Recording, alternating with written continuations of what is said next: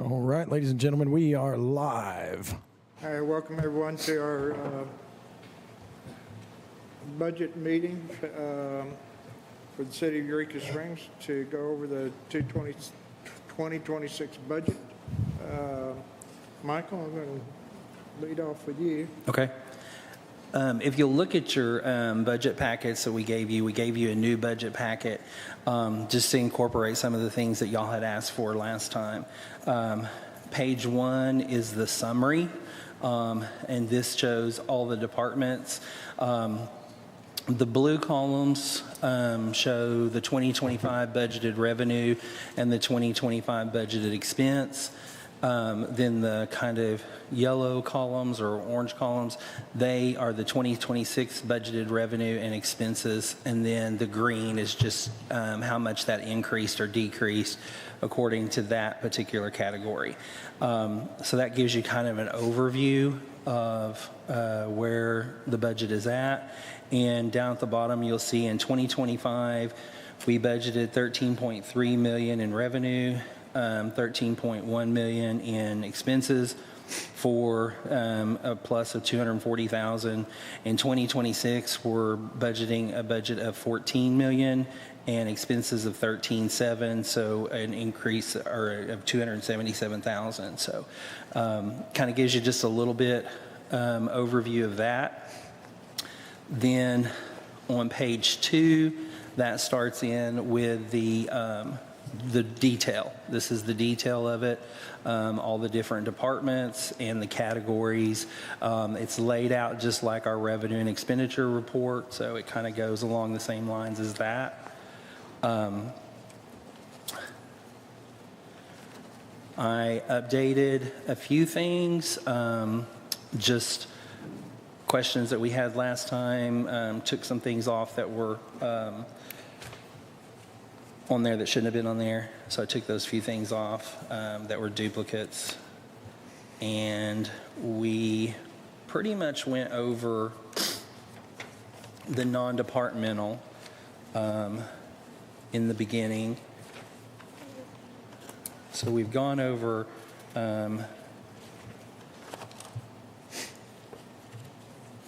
pretty much down. We went over the mayor's. We went over mine. And I think we were, let's go ahead and start with Gary, since Gary's here. We'll start with the fire department, which is on page 10. It's the start of his. And I think our questions that we began with him were we just wanted some explanation on the capital expenditures that you were planning on purchasing. Now, to actually look at those capital expenditures, you have two places.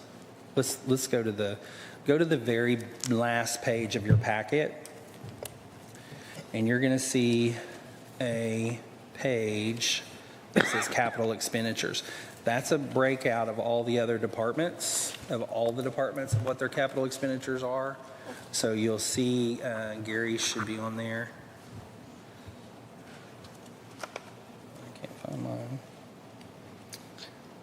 So Gary, do you want to talk about yours? I'm not sure how they're listed in your packet in order. The first thing that we asked for was 2 new stair chairs to replace the ones that we have now. These stair chairs, the new ones, they are powered. The current ones are not. They're unidirectional. The ones that we have, they only go downhill. The new ones, the powered ones, they can go down or they can go up. It's a much safer it's a safer move for the provider and the patient. They're with the ones that we have now, there's nothing to hold the patient if the provider were to lose his grip on the chair. With the powered ones, once they stop pushing the button, the chair stops. So you don't potentially have a patient going down a flight of stairs in a chair and running over the person that's underneath them holding the chair. These are strictly interior stair chairs, they're not for any kind of recovery out in the field. Correct. These are go up and down stairs. Yeah, instruction. Yes. And we do have a significant number of injuries. I can't say whether or not those were related to or could have been prevented by this piece of equipment, but this does make for a much safer move for the patient and the provider.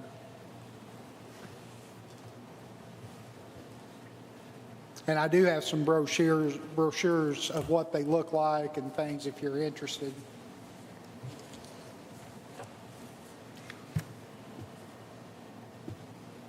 How fast are they? I don't know that they have a clock. Can we have races with these things? Yeah. Chief, will these chair or stair climbers work on the exterior stairs that we have in downtown? Any stair, okay. You can see, when you see kind of how they work there with Gotcha. the track system, as long as it will catch two treads on the stairs, it will work with the stairs. So any standard kind of stairs, it'll work with. And the angle really doesn't matter either. And under your request for rescue tools, what tools are those? Those are extrication tools that we use to cut people out of the cars. Out of course. Okay. Last year, I did budget for, I believe it was $12,000 to do some work to make the ones that we have more user-friendly. But then, after I got to thinking about it, I thought that it would be kind of irresponsible to spend that much money, a third of the cost of a new set of tools, on tools that were built in the 1990s. The ones that they build now compared to back then, believe it or not, they're actually cheaper now to manufacture, and they sell. A set of tools back in the 1990s would be almost double what we're asking for a set of tools. And the good thing about the tools now is when they come off the truck, they're 100% ready to go. There's no power unit that has to be started and hydraulic lines that have to be set up and connected. These come off the truck ready to use. They're battery operated, right? Yes, they That's are. what I was gonna ask. And the one thing about the two good things about the company that we chose is that it does not use a proprietary battery. You can use batteries that we can get from local hardware store. And the other thing is it has a lifetime warranty on those tools. Gary, these are replacing the jaws of life. That's the, Yes, yes. There'll be a set of spreaders, a set of cutters, and a ram. It's amazing how a battery-powered unit can match hydraulic, 10 years ago, I wouldn't have done it, but the technology has come to a place Oh, yeah. where Oh, yeah. they're very comparable to the hydraulic units. It's amazing. What do you do with the old chairs? The old chairs, we'll trade them in. They'll give us a little bit of credit back on them. Okay. And then the old equipment on the Jaws of Life stuff, what are you going to do with it? We can sell those on Gov Deals and there's still a niche market for those. I can't say how much they would go for, but I mean, there's some value left in those. In the right people see it, we might be able to recover some of the money for the new set.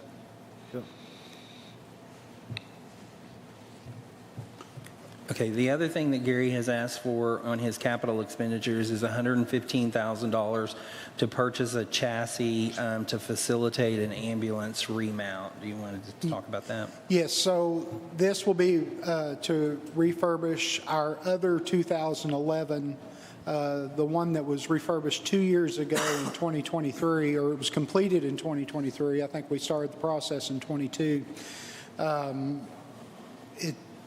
It's just beyond its life expectancy, having issues, mechanical issues, electrical issues with those ambulances.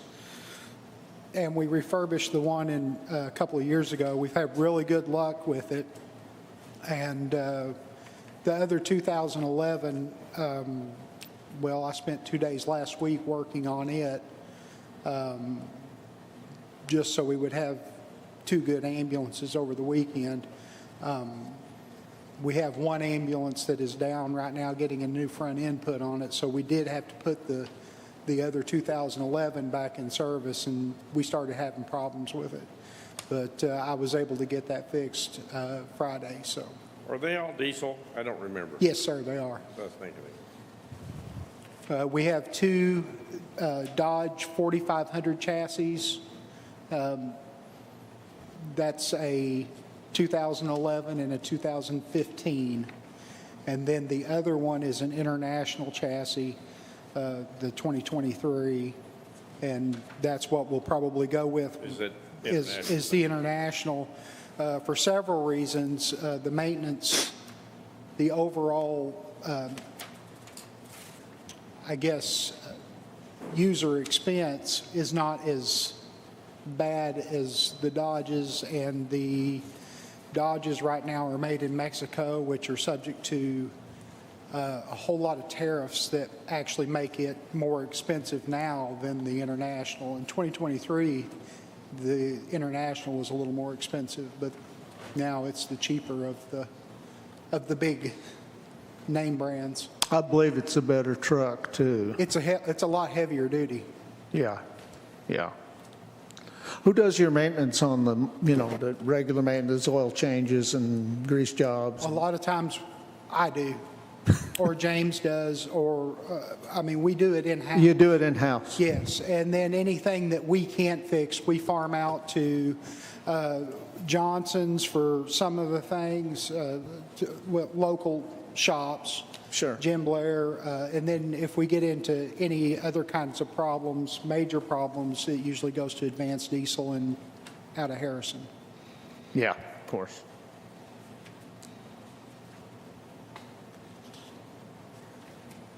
So under salaries and wages, is there an increase to fire and EMS staff?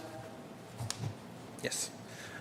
In looking at salary and wages for, and I think we went over this last time, but you weren't here. In every department, what we do is we take every employee and we build the salaries around a 5% increase so that the money is there. Then what we do is there's a 3% cost of living raise and a 2% merit raise. Then it comes down to the department heads of how much that 2% that they get. So it's factored in about a 5% raise. Now, there is some movement in some of the bigger departments where you've got employees are moved around or employees are changed a little bit, but the salaries and wages that are in the budget do anticipate a 5% raise. Chief, do you have a full staff now? Yes. Have had for 3 years now. Cool. One other thing I would like to mention about the ambulance remount is what we're asking for this year. That's not the total cost of the entire project. That is only for the chassis. But if it's approved next year, I probably won't ask for anything but just to finish the remount. And that was one thing I talked to Michael about, but I just wanted you to make sure that you understood that $115,000, that is just the cost of the chassis, Of course. Cabin chassis, right? cabin chassis. Yes. Chief, how's I've seen it, or somebody working on the training facility on 23? On 23 South, yes. How's that coming along? That it's going really, really well. We so far have gotten all the labor donated. Myself and Bob Kelly, Donnie Roller have put in a lot of hours and used a lot of their own equipment to move those boxes around. And it's going to be a while before anything is apparent in the front, but inside of those boxes right now there's a lot of work taking place, and we're hoping to have that fully functional by early summer, maybe late spring. And actually start using it for training at the Yes. same time? Okay. Yes. Back to Gary's wages. He has a fire chief, a fire marshal, a fire captain, 11 firemen, full-time firemen, and an office staff. What is collections expense? What is what? Collections expense? The company that they hire to collect their ambulance payments charges a fee for collecting those. So that's the collect-in expense on the ambulance payments that they have charged. And one thing that Gary is looking into is there are some of the cities around us are starting to charge like a call-out fee. They're only charging the amount that can be billed to an insurance company. And so we are looking at some ways to maybe drum up a little bit more revenue for the fire department on their call-outs. Do you want And that's to talk about that? calls that are directly related usually to motor vehicle accidents. Also, another thing is we've not implemented, that's something I need to get with y'all about, the new ordinance that we passed a couple of months ago for the ambulance price increase. Those have not been put in place yet, but as soon as the billing company gets that ordinance, then those prices can be adjusted. Go ahead, Rochelle. Well, I was just curious what the timeline for that is, and if that is reflected in the budget. I was not aware of when it was supposed to go into effect, but as soon as it's in effect, the next day I can have it to our billing company. I'm sure that the city clerk has to get all that processed before it can be done. That's probably why it's not yet. I know that Might guess there was a waiting period, there was things that had to be done with it, but as soon as it's available, we can get it to the billing company and they can make those price adjustments. And it should make I don't know what that number will be, but it should be a significant amount. One of the things that we have to be careful with on that, and the reason why we didn't budget a lot more extra money for that, is because of the fact that with the new bills that have come out with the ambulance, we take what they give us and then they have to, what the insurance gives us, and then we have to write off the rest of it. So we're not sure with that new bill exactly how much we're going to have to write off going forward. So we kind of left it the same in the budget as far as income, because it's really a kind of an unknown right now. We're hoping that the increases help, but with the additional write-offs, we might be at the same place we're at now. So that's going to be a little bit of I want to tread kind of lightly on that going forward, because we're going to have to watch that, because that's a new bill that came out. I love that. Being Yeah, conservative, yeah. Yeah, the balance billing and the No Surprises Act is what he's referring to. That was passed by the Arkansas government. Federally, they left ground ambulances out, but most states are writing it into theirs because they anticipate that was an error on the federal government's part that will be corrected very soon, that they will include ground ambulance in that as well. So I want to go back to the comment that was made about charging a fee for responding to, did I hear a motor vehicle accident? To motor vehicle accidents, a lot of departments, for example, like Fort Smith, they charge an extra fee for extrication, for doing traffic control. Hazmat, if they have to bring out hazmat because there's chemicals on the ground and stuff like that. So our pricing structure, if you will, does not already include that stuff? It does include some of it, but not all of those things. But right now, we're trying to find out exactly what we can charge for and what we can't. I've got a call in to the fire chief at Fort Smith, but I've not heard back from him yet. The article that I read from Fort Smith, they set their fees on what the insurance will pay for those a hazmat cleanup or an extrication or whatever. And then what they do is they get the insurance information, they bill the insurance directly, and then whatever they get paid, they accept, and they don't go after the driver of the car or anything like that after that. It's just based upon what they can get from the insurance company.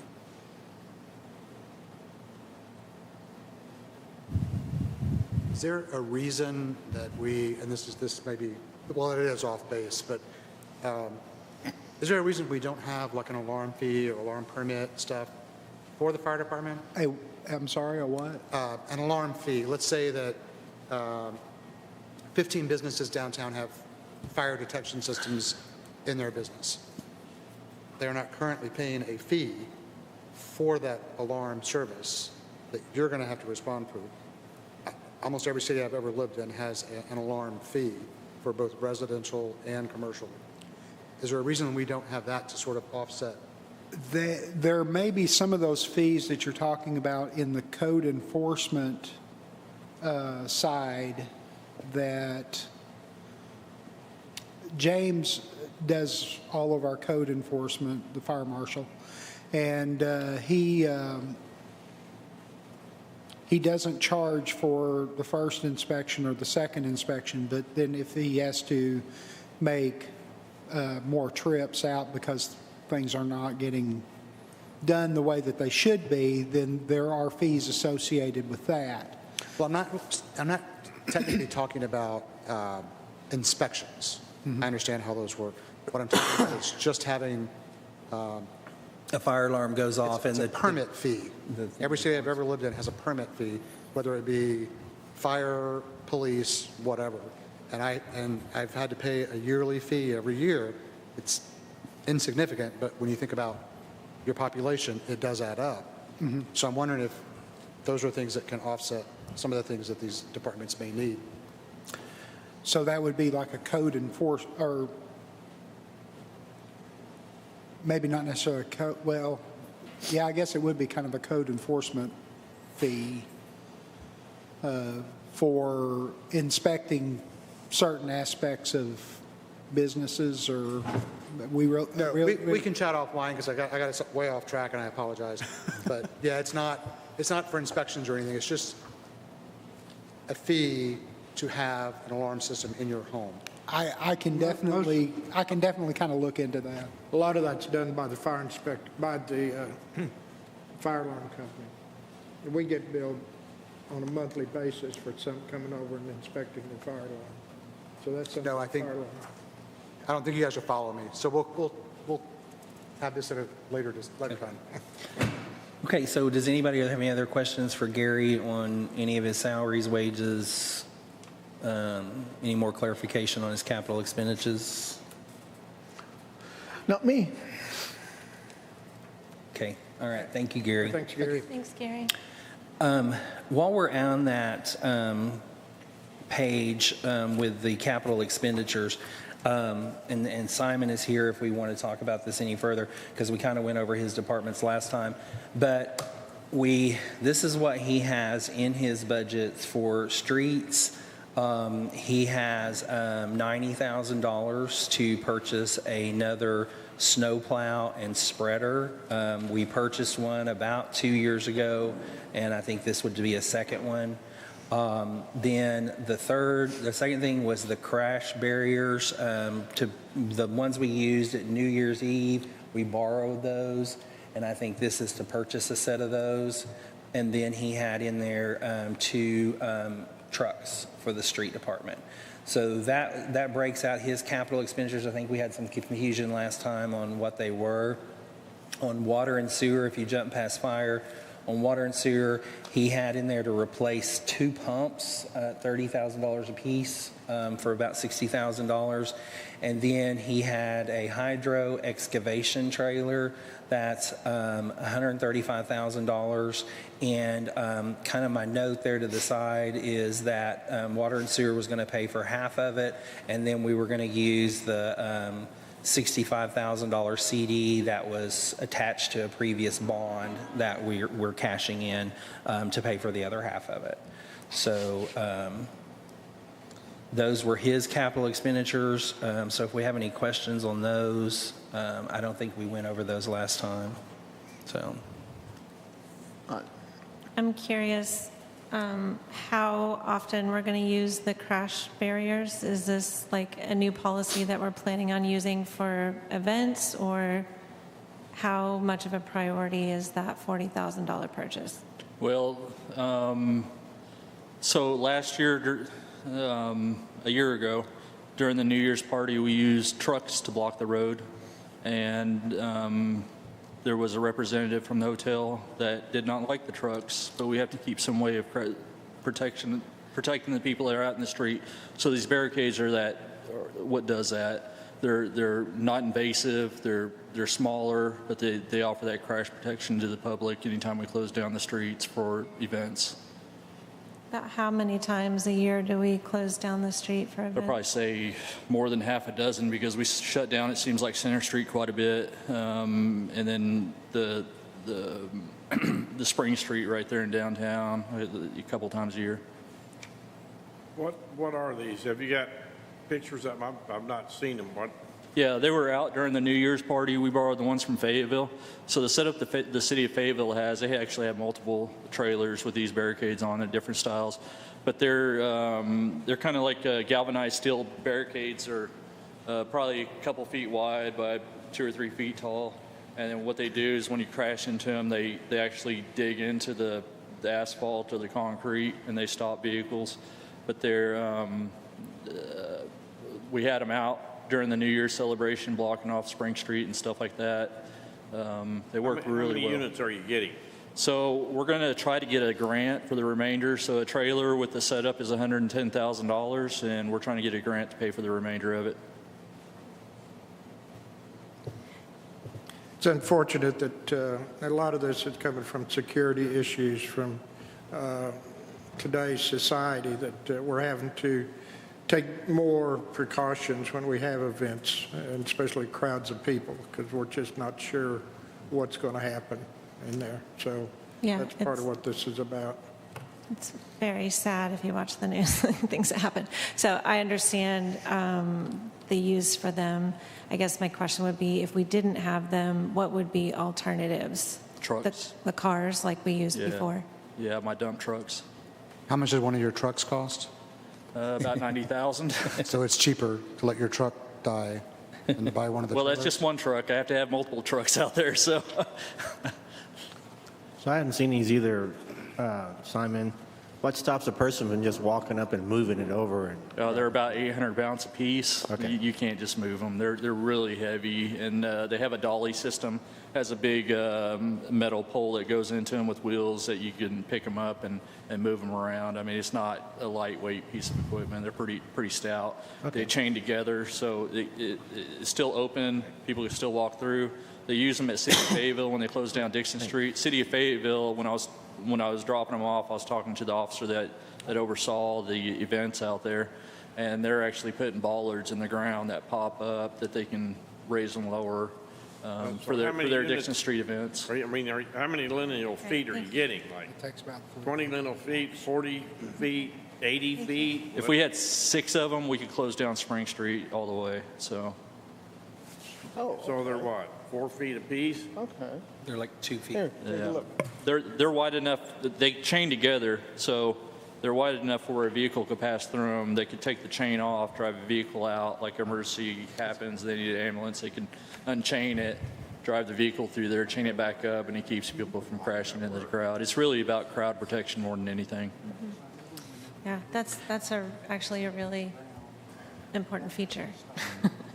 Something happens and you need to get out, you don't have to go find the person to move the truck to do that. Yeah. Also, keep in mind that our street fund is, it's its own fund. It's an enterprise fund, so it has its own income and its own expenses, and it has a very healthy checking account. So he has quite a bit of money. I mean, this is totally up to y'all if we buy these things, but it's not going to eat into his budget a lot to be able to purchase these things, because he gets a tax. He gets 0.35% of one of our 1% sales tax. So the street department is pretty healthy. It's pretty healthy. It's not It has quite a bit, it has almost $1 million in its checking account, so. So on that note, can street funds be used for sidewalks? Yes. Yes. So that's what I'm thinking, right? Is like we have a lot of pressure from our community to do something about sidewalks. And I think as we move into that issue a little bit more, we're going to find the dilemma that we're in. We may need some money to help with that. And so these are the kinds of things that we weigh, right? Right. Well, not to beat a dead horse, but for a few years now, I've been asking about a sidewalk on East Mountain Drive. And at one time, the mayor was going to get an estimate, and I think that's a good idea, at least get some engineering done to find out what it's going to cost. There's people that walk that every day, and it's dangerous. There's 600-plus cars a day that go through there. And we want to put people on their feet instead of driving their car. You want to walk downtown. We, that's kind of off the subject, but Simon looked at both those places, and briefly, we just discovered that the street's not wide enough. So we looked at doing a shared use pathway in the road itself, but the roads are way too narrow. We're looking at East Mountain, doing it all the way down to Flint Street, and then doing Pivot Rock all the way through Grand and tying it back into 62, and taking 4 foot of the road and making it a shared use path. It's just not wide enough to do that and leave it still head-to-head traffic. 2 vehicles won't be able to cross paths with each other at the same time. So Yeah, I understand. But just East Mountain by itself, there's plenty of room. There's plenty of easement on the side. Their property is, 8 feet away from the pavement on average? yeah, it varies all over the place. I don't I know. understand. Yeah. We're kind of getting off subject, unless you want to. Well, it's budget time, and we're talking about spending money on things, and sidewalks are pertinent to the budget, aren't they? Rochelle, did you have a question? Yes. So without talking about specifics, because I think that is a much larger conversation, we are talking about the budget. So my question would be, is there money in the street fund that we could because we're at budget time, could we budget some money towards sidewalks, that if it's not enough in the first year to do anything, then we're just at least kind of building some funds there that we are saving for sidewalks to do projects as it becomes more obvious which projects would take priority. Without committing to any specific project, just saying generally we want to improve sidewalks and we want to put this amount of money into that line. How much, if any, do you think is feasible amount to do that with? So we've already done that. I added a fluff factor in the sidewalks. We're trying to figure out the legal aspect of doing it because they're the property owner's responsibility. And all that aside, I'm just talking about Yeah. money to put in a kitty, right? So we do have extra money in the kitty, so to speak, for that. So How much is that, and where can I find it? It's probably going to be in here? anywhere from 40 to 20 to 50,000 probably by the time I get the stairs done over there by House Spring. Where is that in the budget? Okay, so if you'll go to page 15, 10-00-5507, that is the maintenance for sidewalks. There's $80,000 in that line, and that is not inclusive of the sidewalks that are up, that he's going to complete up by Plainer Hill. That is the two that reference the sidewalks by Plainer Hill is 10-00-4503, which is a grant state aid for $80,000, and then 10-00-5591 on the next page, were a grant expense of $100,000 because we have to match it 20%. So we apply for $100,000. They give us $80,000 for that sidewalk up there. We pay the other $20,000, and then under the normal budget, we have $80,000 for maintenance on sidewalks. Does that include the walkway going up So Magnolia? That $80,000 that I have budgeted under sidewalks is for that. It's not going to cost me that much in materials. I'm going to have to contract it out to have somebody build that, but I don't foresee it costing $80,000 by the time it's all said and done. Yeah, Magnolia? but we've had bigger surprises. 50 We still have money in the reserves too, so if it is, 5507. there's a Well- situation where we have to increase the fund, That's- whatever, we have the money to do That's the that. thing, that $1 million you're sitting on there in street fund and reserves, I mean, we've had catastrophic events happen here before and have had to take on major street projects. You know, just the one example is around on, Grotto Spring. yeah, they're at The Grotto. landslide. And that, Spring at that Garden. time, that was a $300,000 project, and that was 20 years ago? Yeah, yeah, so, I mean, it's at least double that today, so. But, you know, I'm really not adverse to not setting aside 200 of that for sidewalks to try and get some things going. I think that's kind of what you're getting at, isn't it, Rochelle? Yeah, I'll second that one. Now, I'm not saying that it's going to go to East Mountain, but It's all right, as long as it goes to fixing sidewalks. I don't know that there would be enough time in the single calendar year to have the I engineering all understand done. that. I didn't say that, Yeah. you know, that it had to be, you know, spent right away or even necessarily spent this year. I'm not Yeah. saying that, but it would be, Would it be better off, just trying to be the devil's advocate here, would it be better off to set that in professional services for engineering? So we could hire an engineer to perform those services? That would be a good start. you know, I don't know. A lot of these sidewalks that we have, just don't know how much engineering they really need. Well, doing East Mountain's going to require the whole thing to be engineered, so, I mean, a lot of these places that don't have sidewalks, we're going to have engineering to do that, to come up with the plans and specifications for that. I I may be a little appreciate, more old-fashioned than you are. I think we could be here all day probably talking about specific projects on sidewalks, and I don't want to get distracted by that. I just really wanted to understand where there is money that we could possibly access. And the question, I guess, for this group is, do we want to allocate specific amount of money to sidewalks at this point? I want to verify one thing. This 5507 line of $80,000 is unattached to any particular project and can be used for sidewalks. Is that It the is. sidewalk line? It's not your sidewalk money, it's not your No, that's a TAP money. federal grant. to No, do no, no, no, no, that's a different 80,000. This is the 80,000 that you have to repair sidewalks Yeah, around the that's city. the money I have set aside to do Magnolia. Magnolia. I can never remember that street. Thank you. So it is, in your mind, restricted to do a specific project No, it's restricted to do sidewalks. yeah.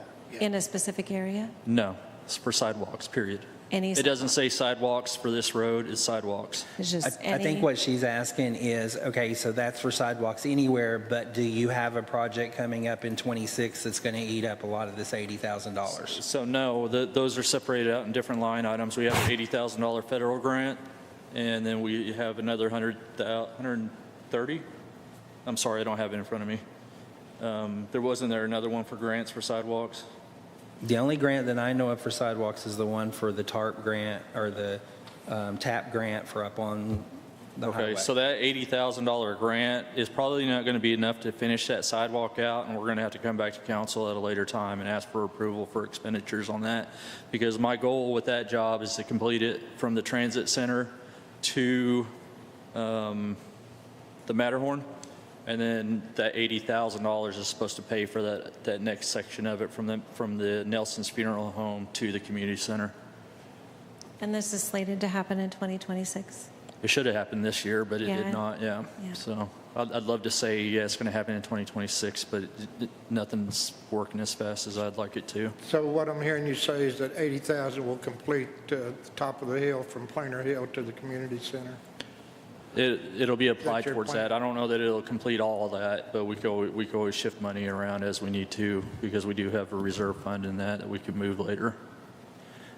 So if you look at it at 10-00-40-40, that's beginning fund balance, that $170,000 in there, that's the money that we have earmarked right now to come out of the 980 that I was talking about earlier.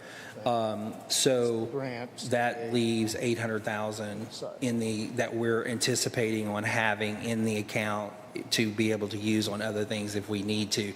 So if you want to earmark some of that for sidewalks or whatever, like Terry was doing, we can, you know, that's, it just kind of comes in there at that beginning fund balance. And what that's saying is it's an accounting, the way they have our accounting set up. So that way it's, we're showing that it's actual cash of ours that we're using, and we're not expecting income from any other source to be able to pay for that. So it's just saying that we're using our own money.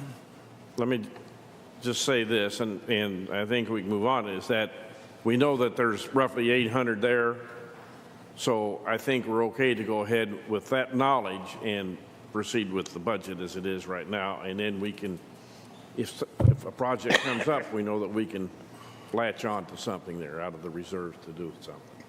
If something comes up that we say, hey, this needs immediate attention or what have you, as far as the sidewalk goes. and Yeah, get our project budget is started. always a working document, so as we go along, Yeah. if a certain, you know, if y'all take a direction that y'all want a certain set of sidewalks fixed or whatever, then he can find out the price and then we can put it into the budget at that point. It's just a, it's an easy thing. It's not, we don't have to recreate the whole budget to do it, that's what I'm trying to say. And how do you guys feel about that?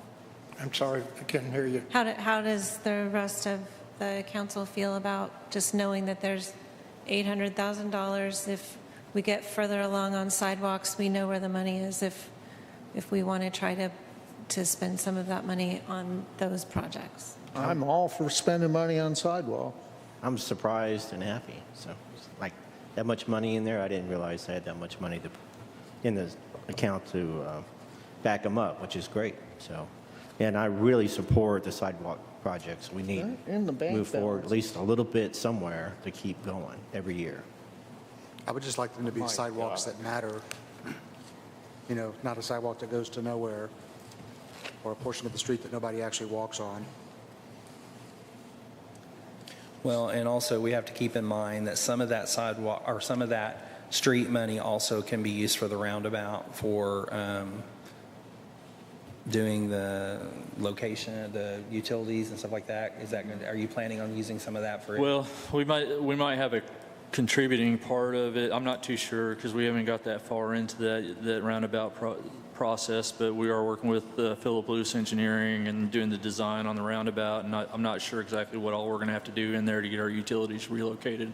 But there, you know, once I know more, I'll report back to you guys with what's going on. I just don't have a lot of that information at this time. Is it expected that we have expense related to that roundabout? Absolutely. Yeah, we got to relocate Know all that, our but I mean, utilities. It sounded like this was unexpected. No, this is expected. The utility relocation? Yeah. No, we have to pay for the retail. Yeah, that's always been part of the city to do that. That's part of the deal, right? Yeah. Yeah. That's our contributing factor to this whole project. Yeah, it's our portion of the project. Yeah, the state told us you all do that part. So, and we'll take care of And as you can see right above that beginning fund balance, the sales tax operating, the street department brings in about $600,000 a year in sales tax to operate out of.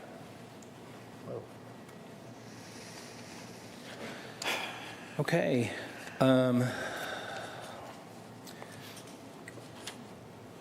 That takes us through streets. Does anybody have any more questions on streets?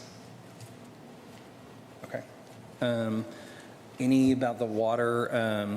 Any questions on water while he's up here? I think we covered water pretty extensively last time. Has the new rate gone into effect? Did it go in for this last building or? No, we're going to the next building. Next building. Yeah, because it starts in January for January water. Okay. it. How much will that rate be increased? It's, I think it's 8%. 8% increase. Eight? Yeah, 8%, yeah. I Is do that- have one question on the streets. Is the street light expense, what's that for? It's the street lights the power company puts out on the streets. We've got to pay them for their electric bill, Yeah. right? Okay. And we get a we get money from them for the franchise, so I wonder what that income is. Anyway, all right, cool. Is there any other, the 8% in January, is there any more, The next one's next year, I believe. It would be next January. how much would that be? Do you know yet? I think it's 8%. I think they're 8% going forward for the next 3 or 4 years is just an 8%. But the only ones that we have passed so far was the one we did at the end of the year and this 8%. So we'll revisit it at some point during the fourth quarter. All right, thank you.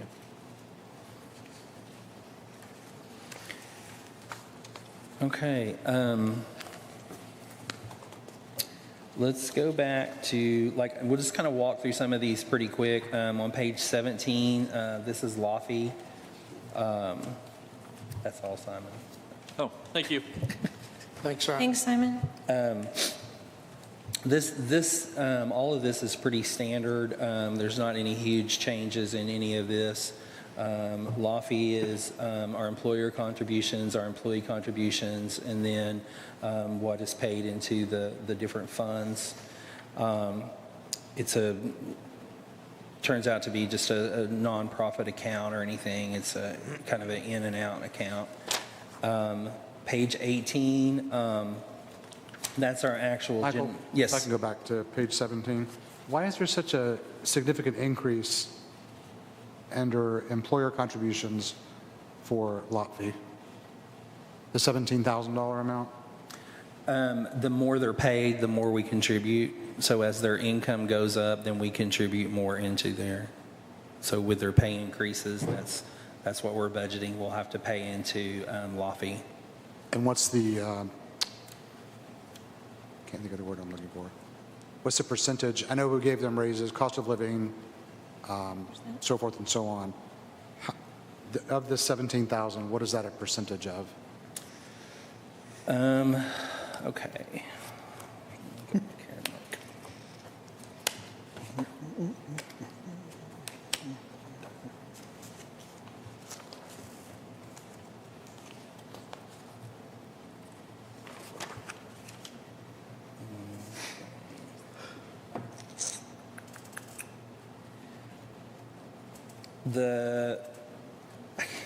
I can't remember. Let me see if I can figure it up real quick. It's a percentage of their overall salary that goes into LAFI. See if I can figure it out up here real quick. And I can't remember exactly what the percentage is. I think it's 24%.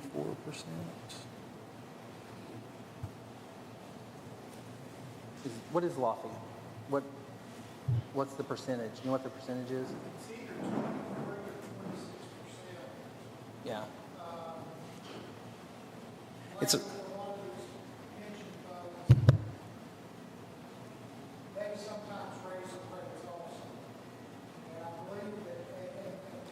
Can't hear a word. I can't hear a word. Yeah, I think it's in a 23-24% range is what is paid into LAFI.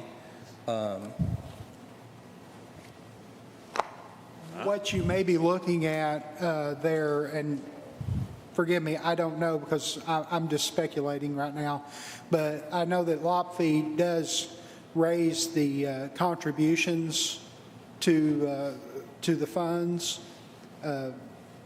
and with especially smaller cities, they allow those increments, like they may switch it from 23 to 26%, and they'll allow you to get to that 26% over a period of so long.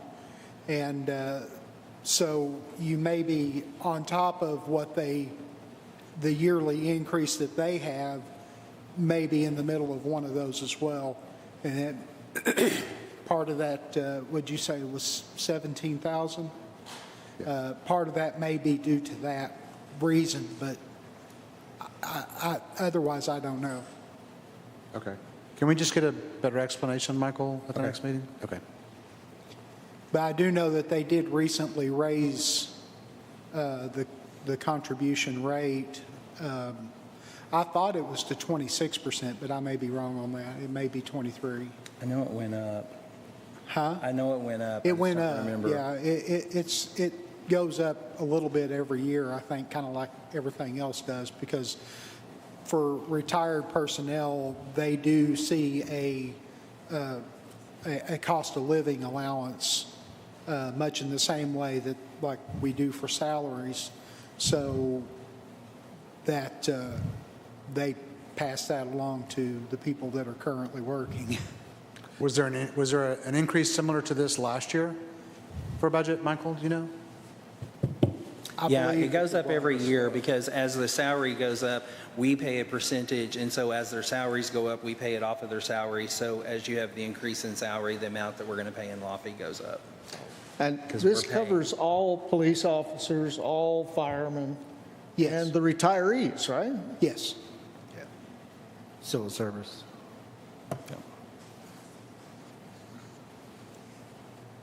Or should I say, anybody that wasn't on the old retirement plan, the old pension program? They're That's right. they're on a different plan, so they're not on the lot fee system.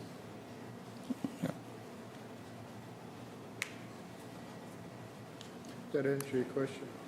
Yes, and just so I'm not questioning what the item is, I just want to know, when I see a significant amount like that, I want to know why.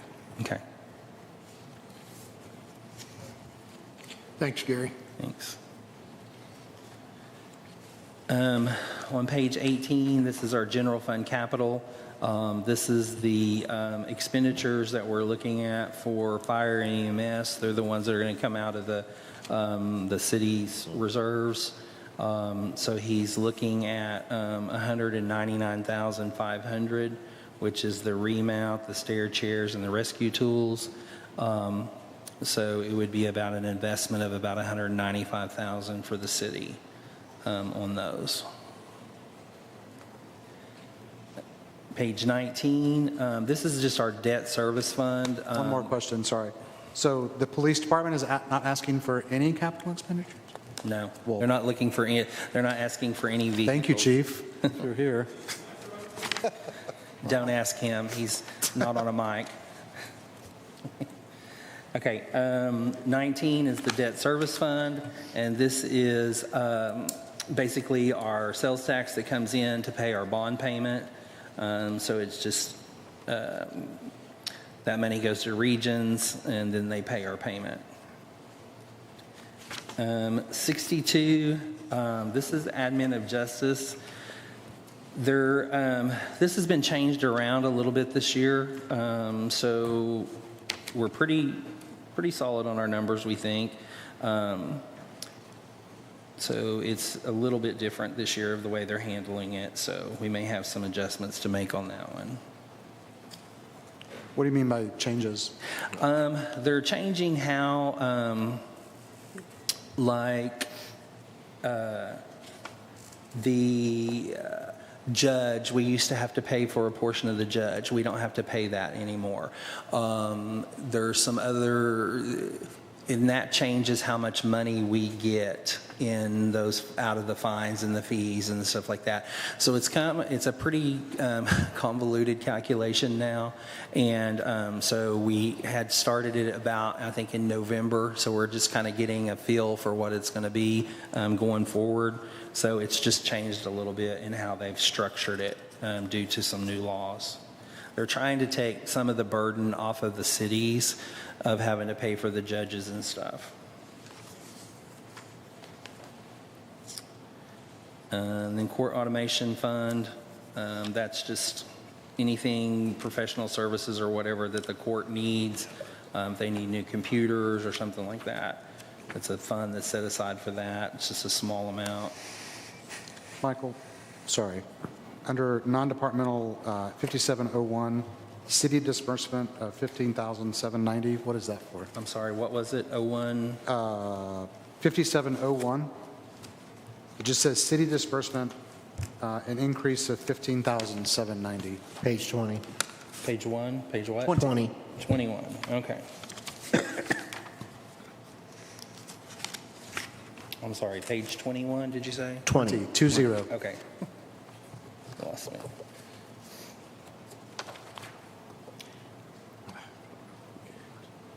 Okay, so you have revenue that comes in through the court, and then that's what I was talking about. You have this revenue that's coming through the court, and they're changing up. A portion of it goes to city, a portion of it goes to the county, a portion of it goes to state, and a portion of it goes to law fee. So whenever you pay a ticket, pay a fine, it's the breakdown of where all that money goes. And so we were paying for the judge out of that, was a cost that we had. So we don't have that anymore. So they've restructured the amounts that we get out of those.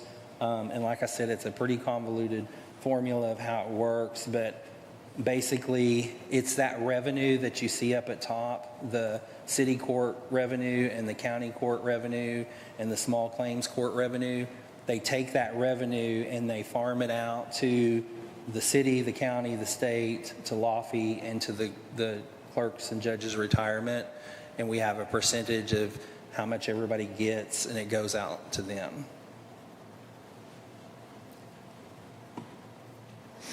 So, yeah. And that's based upon our new calculations. And like I said, they're trying to return a little bit more money to the cities for that. Not very hard, I'll bet. This has made it more difficult for us reporting-wise. Okay. 22 is Fireman's Pension Fund. This is the money that's paid into the pension fund, and the interest, the dividends, and then what's paid out to the retirees that are still there.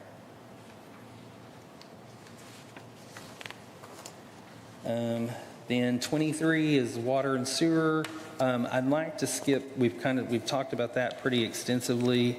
I would like to skip to page 28, and this is our transit budget. Smitty is here to answer any questions that we have on the transit budget.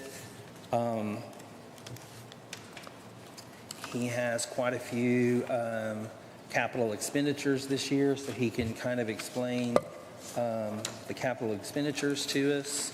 At this point, with the revenue, we're looking at an injection of about $500,000 into the transit fund for purchases and upgrades. So you want to kind of tell them what capital expenditures you have? Yes, you have 3 trolleys on your budget. 2 of them are carryovers from last year. Hold on just a second. If y'all look on page 32, that's that capital expenditures report, and those are the things he's going to go over. Sorry, go ahead. They're brought over from last year's budget. The trolley maker is 14 to 16 months to a build. And so those 2 will come this year. We've been told one expected in February, and the other will be probably August. The other trolley, which was ordered with this year's capital expenses, will not be here until 2027. But I have to put it in the budget because of the federal money. So the federal money will be there. The feds pay 80% of the trolleys. And so, but it's in the budget, so the federal money will be there. And then the gasoline tank, since these chassis we're buying now they've stopped making diesels. That's crazy. It's mind-boggling. So we have to buy gasoline. Right now, we're having to drive the vehicles to the police station to fill them up. And so we're going to put a gas tank in at transit. So that's that. The newest trolley and the gas tank, we've opened bids for those. Those have been sent to RDOT. I'm just waiting for approval from RDOT before I can order them. But the manufacturers are ready, and it's ready to go. Hopefully, we can get the gas tank in sometime in February, and that'll help quite a bit. Manpower, driving the trolleys back and forth, plus the police station uses a high-test gasoline, which we don't really need, so we'll save a little money on fuel that way. Those are the only capital expenses on there. So if you look at the capital expense page that we've got out here, the $272,000 trolley, the city, it'll cost us $54,000 with the feds paying for the rest of it. On the second trolley bus, that's one he ordered that the city is going to pay 100% of. So it's $272,760. The third trolley that he's talking about and coming in 27 will cost us an additional 54 because it's an 80-20 match. His 1,000-gallon gas tank is estimated around 108,000. The Fed's going to pay 80-something thousand of that. We're going to pay 21,000. And then the normal building maintenance, he has about 2,250 and about 20,000 for vehicle maintenance. They pay 80 of that, and we pay the 20 of the 450 and the 4,000. So that's kind of how his capital breaks out. So the injection of capital that we're looking at paying is 407,000, with 54 of that not being paid until 27. Right. And the gasoline tank with the bid came in just over 75,000. So it was cheaper than the original estimate we were given. The company that gave us the estimate didn't give us a bid. That's installed? That's installed, complete, ready to use. Yeah, pump and everything. And the fire marshal has signed off on the type of tank we're using. Good. It's called a Convolt. You could set off a bomb beside it and wouldn't disturb the gasoline at all. Cool. So that would be a lot safer also. So it's maybe just a couple of things. We had made comments before this meeting about how tight the coming year was going to be, how fiscally responsible we need to be as a city and as owners of this money to pay for city services. And my first question is, and I'm going to focus in on the gas tank. What is it about what you're doing now that's not working? Is there something wrong that it needs With to be gasoline? fixed? Yes. Correct. First of all, whenever a vehicle is not in service, those miles have to be tracked separately Okay. and reported as non-revenue miles, called deadhead miles. And then we're paying more for gas than we need to, plus the man hours to take the vehicles over, fill them up, and bring them back. Okay. And we're trying to save on everything.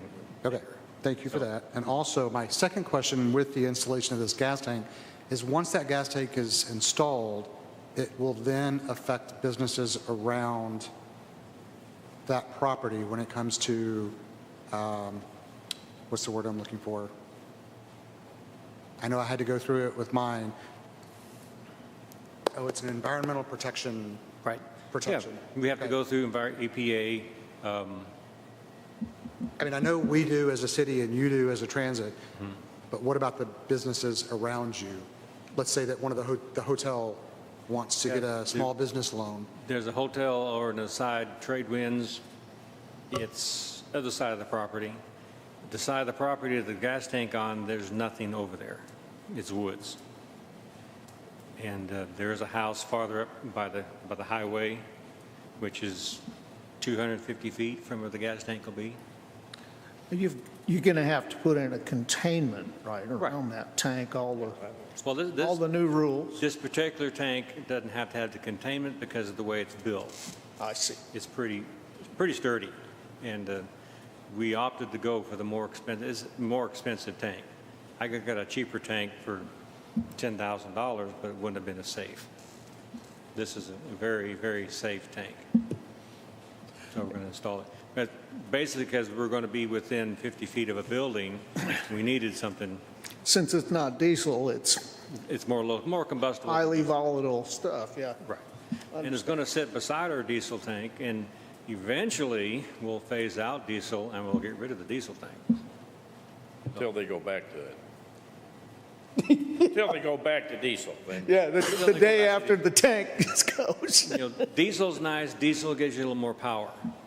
With these new gasoline trolleys, we've asked them to up the gear ratio to make up for the lost power. It's the torque, Yeah, get the torque. yeah. And I was reading today that this trolley maker makes an electric trolley, and fully electric, and has a mile range of 130 miles, 140 miles, and that's really pushing the daily limit of what we do. Yeah. Plus, is that taking consideration the hills we have to go up with the load we have?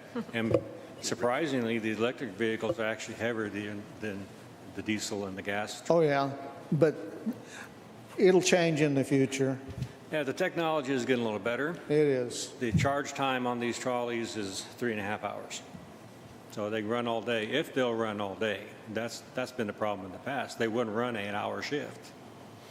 But now it looks like they can, but, you know, I still have a question. They say they'll bring one to me and we can try it out, but they haven't done that yet, so. I'd wait until technology improves. It won't be too long. It's getting there. They got the new batteries coming out, the salt batteries that are a lot lighter and they're cheaper, and Yep. so you'll have longer range, farther range. And Yeah, all. it's getting closer. Yeah. I have a quick question. Yeah. I wonder if you could just tell us how this capital infusion is going to fundamentally change your operations. How is this really helping you? It's not really going to change our operations at all. We still have what's called fair revenue, which is what the feds expect us to collect. And then from after that, we have our tram tours, our advertising, and our parking lots. We get revenue from that also. Plus, we get what's called the Transit Trust Fund, which is $169,000 a year to put toward the match opportunities that we have. So it really won't affect our operations much. I think maybe I'll ask the question a little bit differently. Okay. So the city is looking at allocating $400,000 to your department, and you have 2 trolleys and a new gas tank. How is that helping your business to run more efficiently or serve the population? Or what is the benefit, in essence, that the city is going to get for the $400,000? Well, we'll have better looking vehicles, safer vehicles, and easier to operate vehicles. Okay. Our motto is, you know, to provide safe and reliable transportation to our visitors and our guests and residents.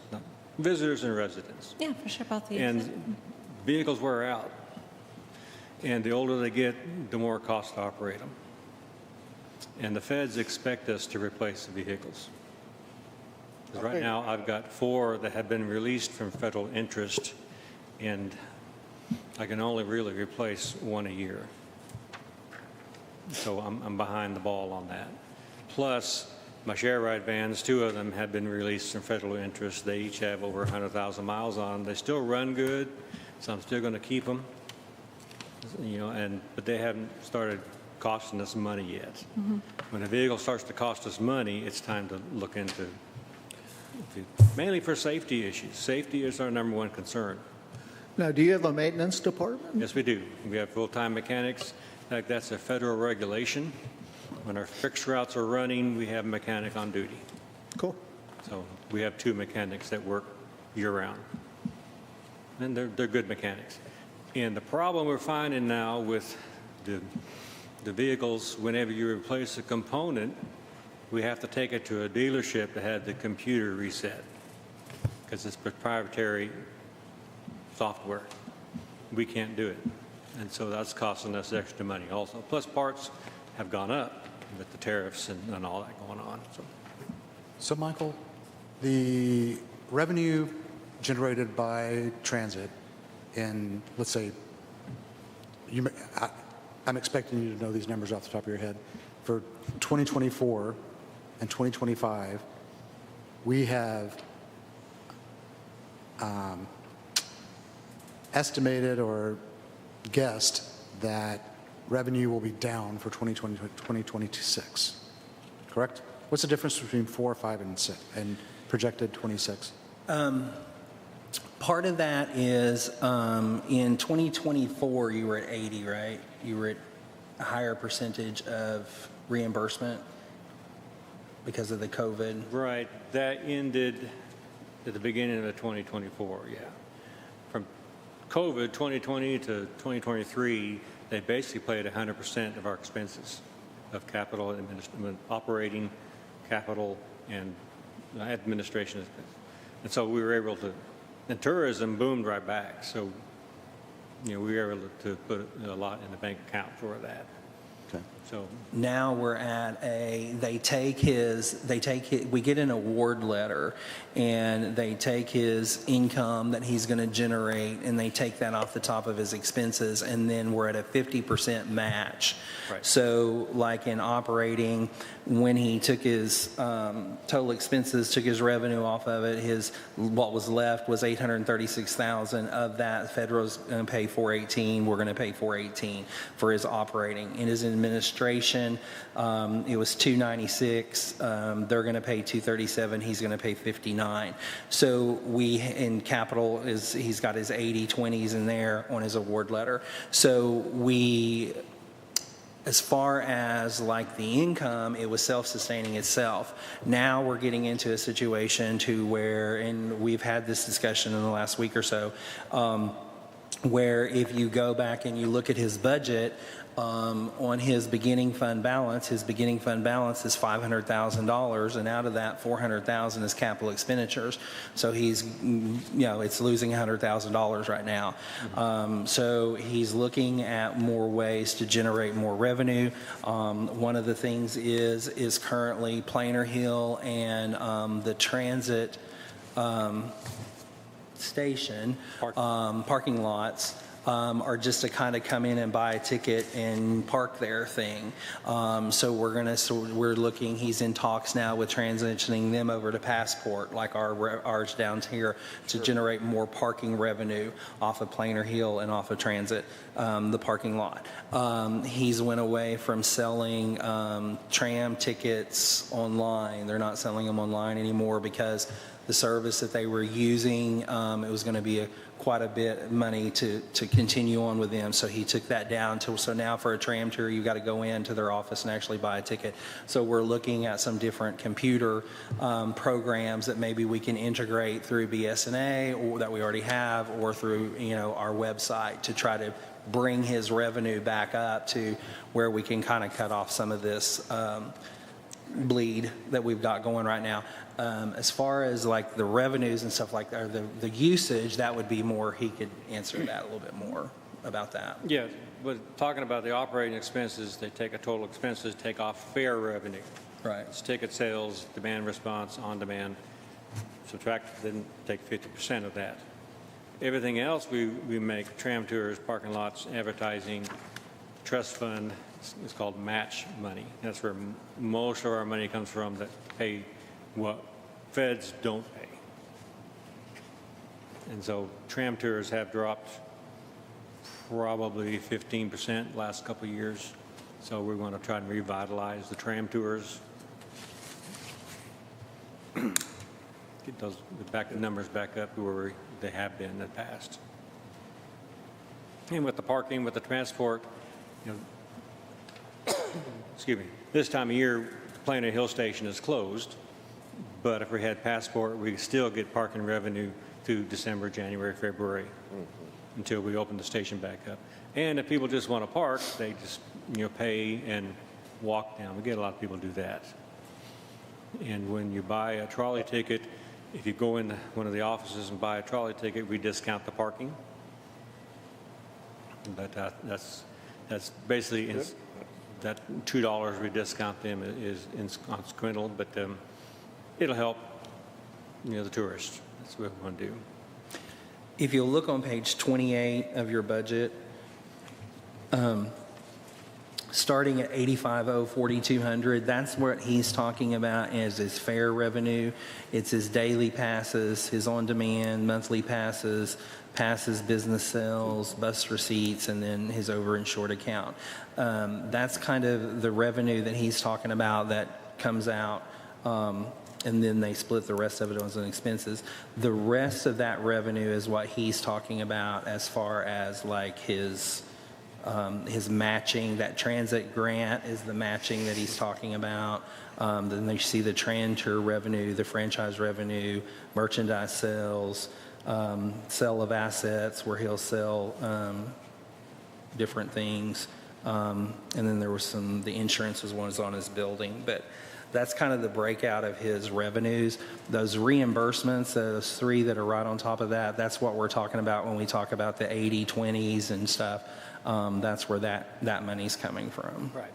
And monthly, I do a reimbursement for operation expenses, figure out my expenses for the month and say, this is what I spent, and then they send me the rest of it. So what they provide. Yeah, some of your projections, as far as the increase side on like business sales, passes, so forth and so on, they seem pretty lofty. So I wish you luck in Yeah, getting to we're that. going to push to increase those. Okay. I mean, Like on which one, David? Looking at passes, business sales, 4311. Oh, yeah, okay. yeah, business sales are to mostly motels and hotels that buy the pass. They buy them at a little discount, and they can resell them and make 75 cents a ticket. That's kind of incentive to them to sell our tickets. That helps us in boarding process. If they already had their ticket, driver doesn't have to sell them a ticket. That helps our So that's wait something time. that I wasn't even aware of, Yeah. that you sell your tickets to hotels and they resell them. I had no idea that was being done. Okay. And then like tram tour revenue, Michael, increased to 35,000. Yeah, so Okay. they seem pretty hefty, but good luck. We're going to push them. Okay. We really are. We're going to do more advertising for the tram tours. The trolleys, we really don't have to advertise for. It's our rolling advertising. Yeah. But our on-demand, we do advertise that, and we do advertise our demand response, which is a share ride, which also includes paratransit, ADA paratransit, which we have to have.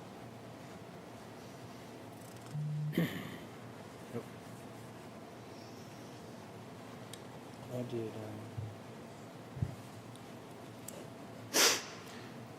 Any more questions for Smitty on the transit? I could fix that. Okay, overall questions. What do you got? Thanks, Mitty. Where do you want to start? That's pretty much in a nutshell.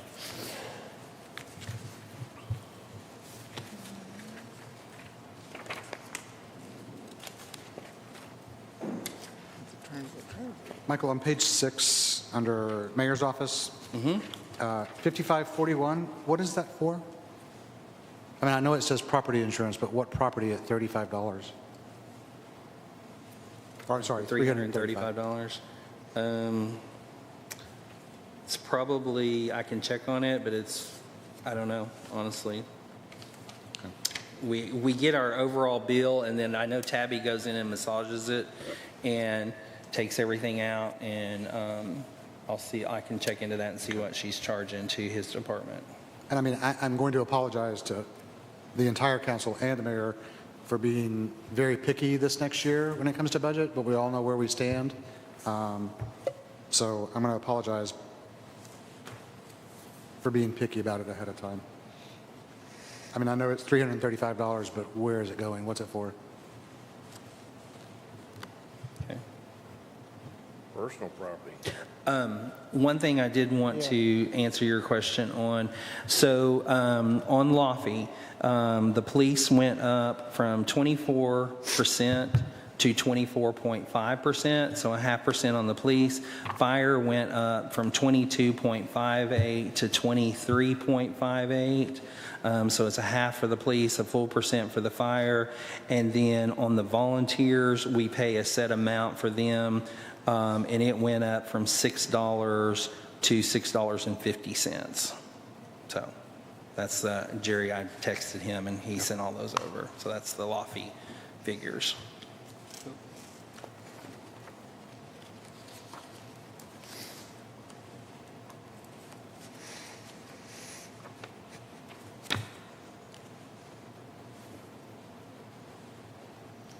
I have a question Yes, ma'am. on planning.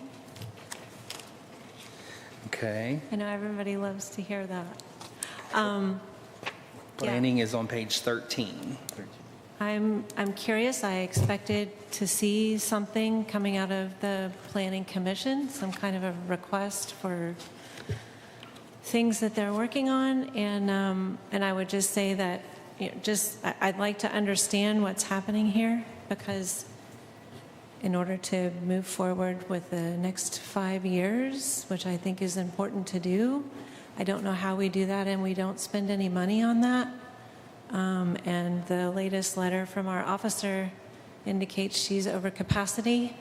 And so I'm curious, if we need money for planning, which I'm assuming we do, where could we find that?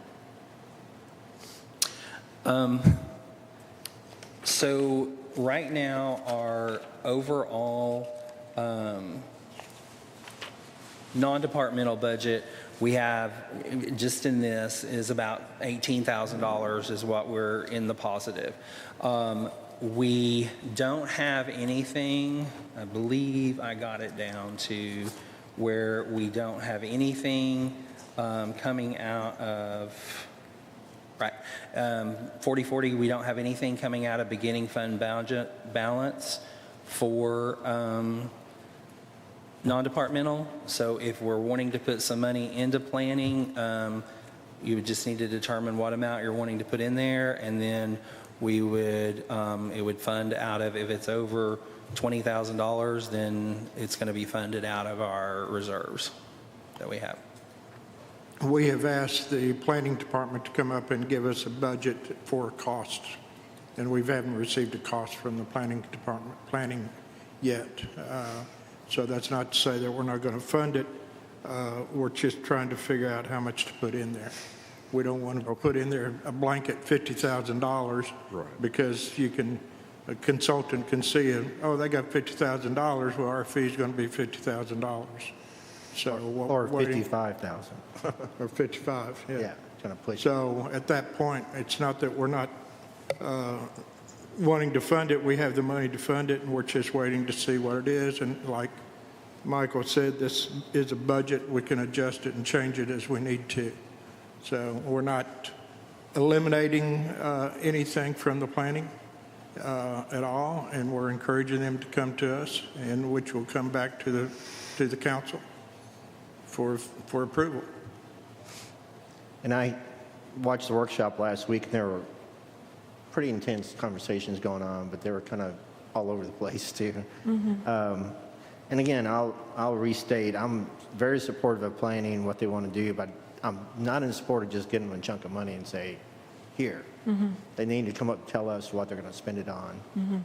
I mean, they find someone who can produce a product, and it's a good product, and what that means, and I'll definitely support it 100%. I think they have the support of the council Sorry. pretty much across the board, so. And that's pretty much what I think the planning commission's heading toward, from what I understand from the meeting. So I'm waiting to see what they come up with. Yeah. Well, that's really encouraging, and now we know where there is money when we get to that point, so we will trust that they will be able to get to that point. Okay. Thank you. Michael, I do have a question about animal control, a decrease of 500. And then right under that, That's kind of a funny story. So we got to looking at animal control, Billy and I did, and we have just been budgeting the same amount for this gentleman. We've given increases, but he never got increases.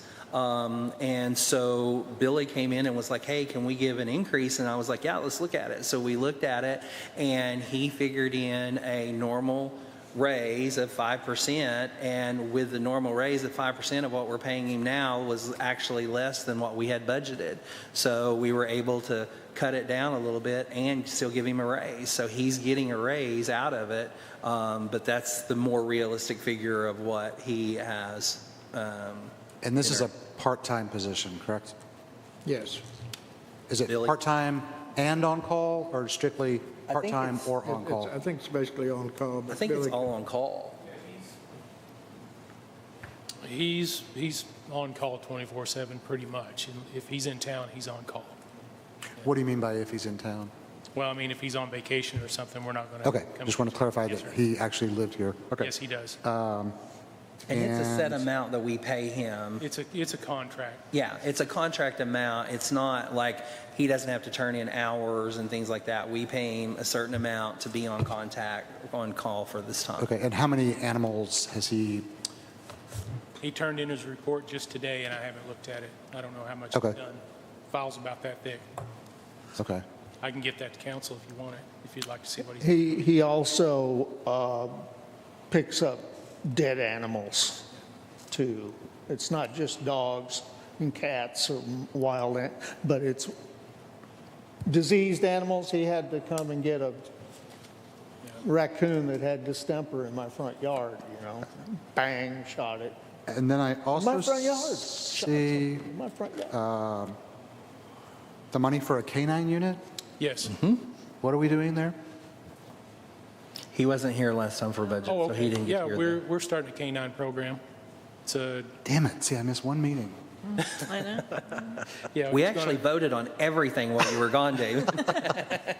Yes, sir. It's just a drug sniffing and tracking dog. No bite. Okay. No bite. And we have a good majority of that paid for by the citizens of Uri Springs. So through his donations, through Jeep Jam, different things like that, he has almost enough money to pay for the whole dog, the training, air conditioner for the car, all that kind of stuff that he's going to need. And then the maintenance of it, I think you'll see that we have a canine under his department. I think it's $2,000 a year. Isn't that what we're budgeting? Something like that. $2,000, $2,500, something like that is what he's budgeting for just the food and things like that for the year. And then he has an officer that will be handling it.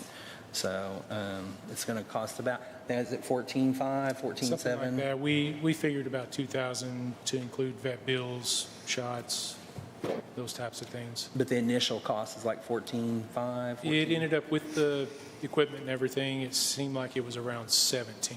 Okay, sorry. Yeah, I think we've raised somewhere around 12. You know the there's police, more if than they that. say it's going to be 15, it ends up being Yes. 17. It's my life on a daily basis. Anything else? So, yeah. Page 14, under cemetery.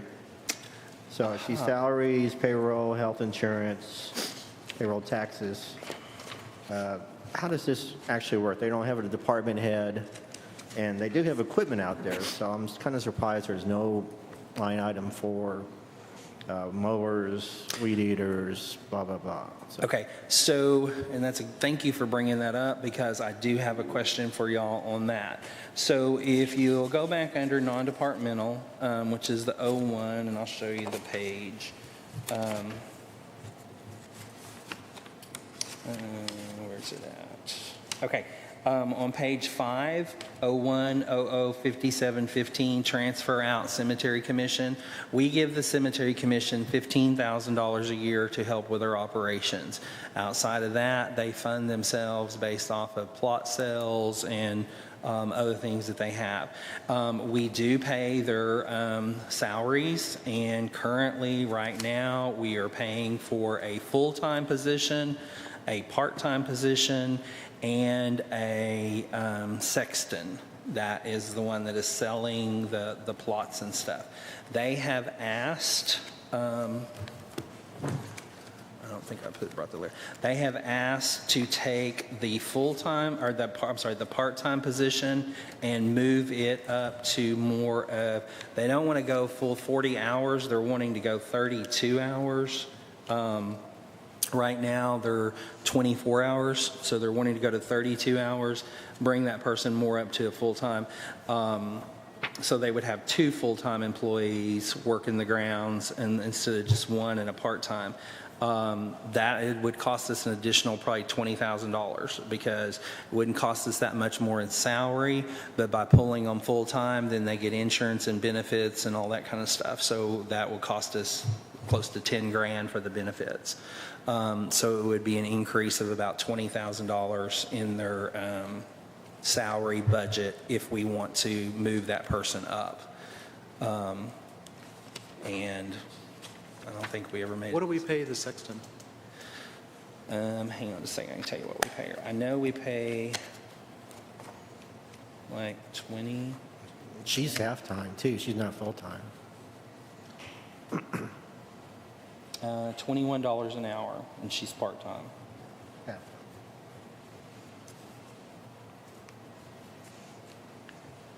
So are you asking us to increase the salary? I'm asking if that's what we want to do, or do we want, they just sent me a letter this week. They just asked for it this week, if they could get an increase. It's just kind of depending on whether or not we want to, Hourly wages, that's not. you know, that right now, if you look at what we're paying them, in salaries, we're paying about $81,000, another $8,500 in benefits, or another $8,500 in insurance, another $6,000 in taxes. Right now, it's costing us $96,000 for the payroll at the cemetery. So you're looking at another $20,000 on top of that. So you're looking at $115,000 probably. Can you send the council a copy of that letter? I have not seen it. Anybody else? No, I haven't seen it. I thought I And I brought guess it. I'm but I curious as guess to I what their didn't. justification is for asking for that. They talk about how big the cemetery is and 40-plus acres. about how big it is and how they have to cover the ground. And I think they're having to work a lot with trees. They're spending a lot of their budget. When he originally approached me about increasing their budget, I thought it was going to be about trees, because they've talked to us about their increase in the trees and having to remove trees and stuff, but it wasn't. It was for an increase in the, I left that in the other book. Now, we started about 10 years ago, the process of improving on the cemetery. It had really fallen into disrepair and neglect. We were keeping it up, but just minimally. And great things happened, you know, and then started working with the fences and cleaning headstones and different things. And so, I mean, we kind of created that kind of a monster that grows. And so, you know, I don't think that it's a major, I mean, I would be for it because it looks amazingly well. I remember when it was When the hogs had it all tore up. pretty much, yeah. Yeah. It was pretty rough. Yeah, I don't deny how well it's kept up. I think it looks like a great cemetery. But I guess I'm sitting here thinking, how much do we charge for a plot? Well, okay, so whenever they brought me this request, and this is kind of why I don't have a lot of the information for it, I pushed back and I asked for a copy of their financials because I wanted to see how much they're making off of selling plots and all that kind of information. Dave wasn't able to get that to me. He was supposed to get it to me today, but he never got it to me today. So I kind of put this a little bit on hold. That's why it wasn't in the budget, because I wanted to see kind of what their financials are and their strength and what they could absorb. Yep. Before us having to take on that additional task. So we can, like, kind of, I mean, I hate to keep doing this, but we could leave the budget like it is and then, you know, check out their financials and take it up at a later time of whether or not we want to add that position on full-time or not. That sounds good. Yeah, I'd certainly like to see that. 'Cause I would When like- was the last time plot sizes were, or the cost of a plot was increased? Or has See, it I been have stagnant no for idea on that. decades? I Okay. can tell I you think that- they raised them last year. I can tell you that the plot sales are down this year. Yeah. So they're trying their best to sell what they can. People are And not plot dying sales- to get in there. And plot sales changes by the size of plots. There's different sizes, and there's plots for cremations and stuff like that. But watching the commission meetings, they have one little tiny broken old truck they use, and they're asking for anybody for donation of a truck. But then when I watch the Parks Department, they're selling 2 older trucks that they don't need.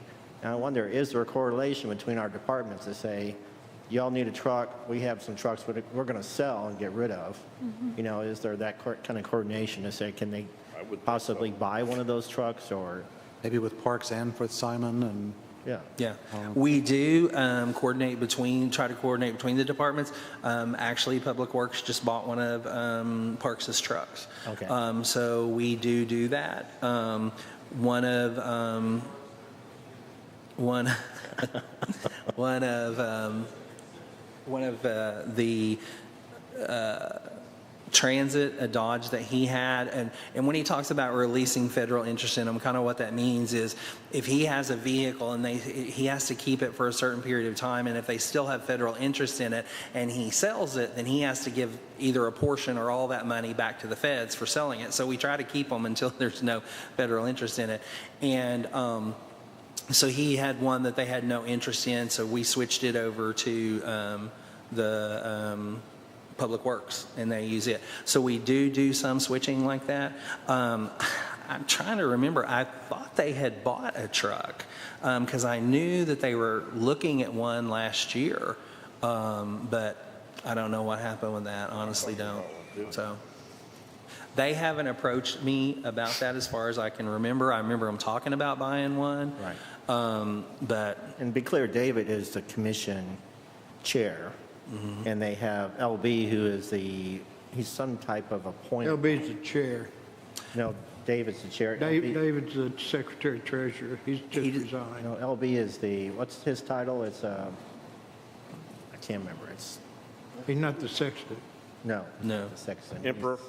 Is he the emperor? Yeah, Grand Poobah out there. So that's him, and he kind of is the director, and then David is the chair of the commission, and then, of course, volunteer commissioner. So we don't really have a department head to say, you know, what's going on, so. they have approached us before about buying things because it was about 2 years ago or 3 years ago, we gave them an extra like $10,000 to buy that building that they use as an office.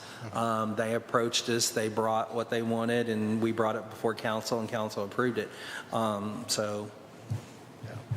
But yeah, I know Simon's going to be replacing some of his trucks, so maybe we can, you know, shift one of those over there to him or something. Great, thank you.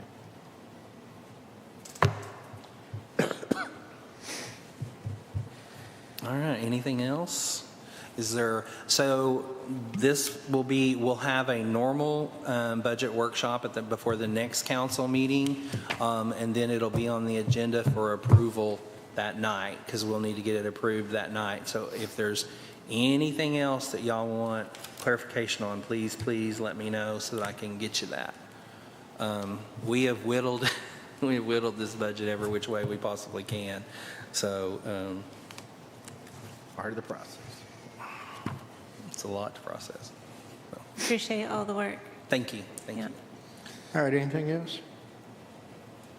All right, well, then that concludes our budget review for the 2026 budget on there.